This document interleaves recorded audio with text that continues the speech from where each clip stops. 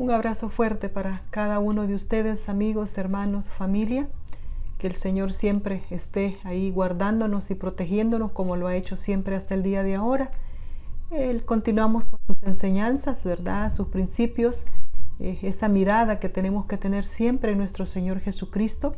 Y el título, pues continuamos, siempre estamos repitiendo, tomando porciones pequeñas y repitiendo. Quizás usted siente repetitivo las cosas, pero realmente vale la pena estudiar cada cosa despacito.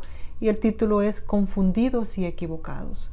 Y no solo hablo de aquellos que están errados en cuanto a doctrina, sino que a veces nosotros dentro de nuestras propias creencias estamos equivocados o estamos errados, estamos más bien confundidos.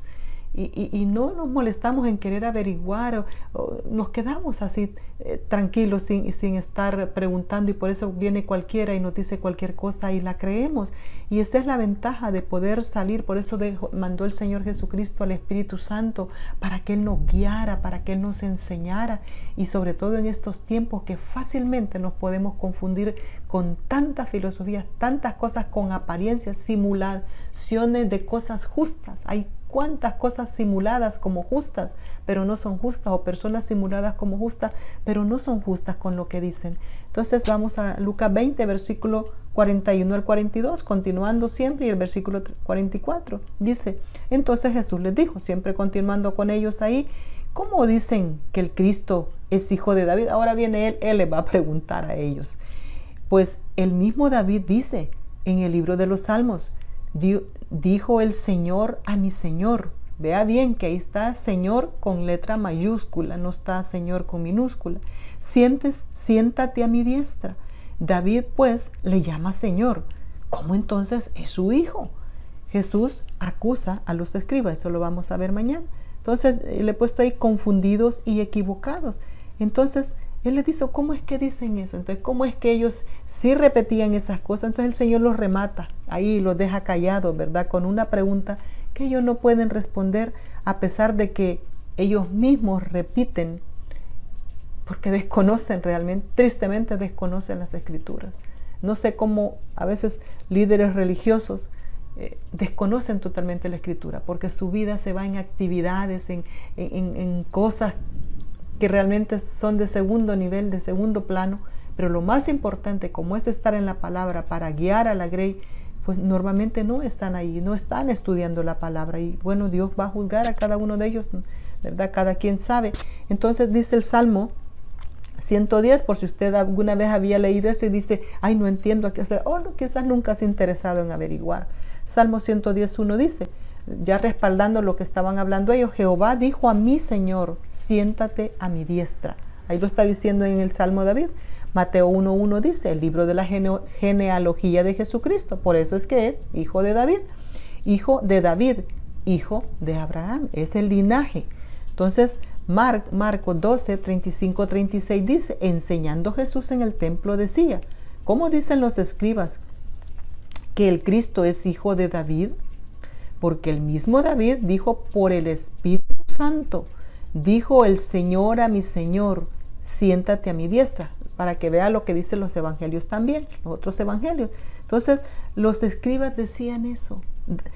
David sí sabía lo que estaba hablando, pero ellos repetían las cosas, pero realmente no era porque lo supieran, no era porque lo entendieran.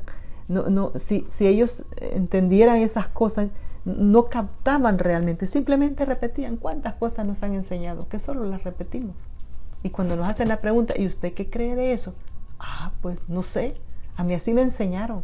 Damos respuestas que no tienen lógica. Entonces, chocaba con sus propios razonamientos las cosas que Jesús les decía. Entonces, repetimos cosas aún cuando no las hemos comprendido.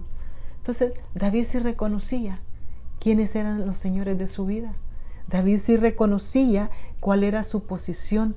David sí reconocía cuál era el linaje de Cristo, de dónde provenía y qué privilegio para él, ¿verdad? Entonces, pero ellos no lo sabían, no lo podían entender. Y en cuanto a eso hay que leer un montón de cosas, ¿verdad? De cómo el Señor planificó muy bien la estrategia que usó para que Satanás fuera confundido también, para saber de dónde y cómo iba a venir nuestro Señor Jesucristo. Entonces la dureza, mi amigo, mi hermano, no lo dejaba ver lo que estaba a la vista. Y lo vengo repitiendo desde casi hace ratos. No podían ver lo que estaba a la vista. Él hacía los milagros, hablaba con sabiduría, sanaba, resucitaba, hacía tantas cosas y no lo podían entender. Lo dijo, entró en un pollino y no lo pudieron ver. Ahí en el 43 dice, hasta que ponga a tus enemigos por estrado de tus pies. Está hablando de su reinado. Y al final de los tiempos los enemigos van a estar ahí pisoteados, ¿verdad? Los matará a todos, ahí va a destruir. Y al final los últimos que queden serán lanzados al infierno. Ahí en la tribulación los va a poner ahí a sus pies. Al final se va a cumplir esa profecía, porque Dios lo dijo. Entonces la palabra profética es clara. Jesús se lo repitió y aún así no lo podían ver o comprender. Y los confronta. David pues le llama Señor. ¿Cómo entonces es su hijo?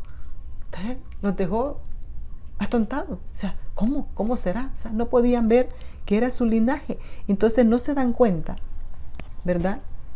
Me imagino yo que decía el Señor, ¿no se dan cuenta que yo soy el Señor de David? ¿No se dan cuenta que yo soy el Cristo? ¿Que yo soy el Mesías esperado? Quizás el Señor se los hubiera querido gritar, ¿verdad? Pero se dio cuenta que estaban ciegos. ¿Sabe qué? Por sus creencias erradas, por su dureza de corazón. Por eso no podemos ver muchas cosas que están enfrente de nosotros, que son tan claras, no las podemos ver. Necesitamos del Espíritu Santo de Dios, necesitamos someternos a la autoridad y al poder de Dios y su palabra para poder ver cosas, porque después es triste cuando Dios le abre los ojos y dice, wow, es cierto, ahí estaba, enfrente estaba todo y yo no lo pude ver. Entonces es tan importante eso, mi amigo, que usted se pueda dar cuenta. Y cuántas personas yo a veces también quisiera decirles eso, ¿verdad? Quisiera quizás gritar, hacerles ver, pero no está en mí. Simplemente cuando decidan dejar de ser duros de corazón, cuando decidan creerle a Dios y a su palabra, que no digan creo en Dios pero no creo en la Biblia, o creo en Dios pero no creo en la iglesia porque es el cuerpo de Cristo. No concuerda eso, no está todo. Poderles decir, mire, solo Cristo salva. Él es el único mediador o intermediario entre Dios y los hombres. No hay nadie más. Crea en Él. Él no permite la idolatría porque Él es el único Dios verdadero. Y eso es el creer en el único Dios verdadero y en Jesucristo su Hijo. Al final de los tiempos va a estar Dios ahí, sentado en su trono y en su mano derecha nuestro Señor Jesucristo, cuando ya todo haya sido hecho. Mire qué tremendo, todo se va a cumplir. Él es el único Dios verdadero y Jesús lo ha dado a conocer. Él es el mismo Dios también y Jesús lo dio a conocer. Y así es hasta el día de ahora. Ahí está en la palabra y no lo pueden ver. ¿Por qué? Por su ceguera. Ciegos, guía de ciegos, les dice el Señor a muchos. Y es triste. Y yo oro para que el Señor quite esa venda de los ojos, quite esa dureza de corazón. Aún en medio del cristianismo hay muchos duros de corazón que tenemos ese espíritu fariseo, duros de corazón, porque no tenemos empatía, no tenemos amor por aquellos que necesitan conocer de nuestro Señor Jesucristo. Así que mi amigo, mi hermano, Dios te bendiga. Piénsalo mucho.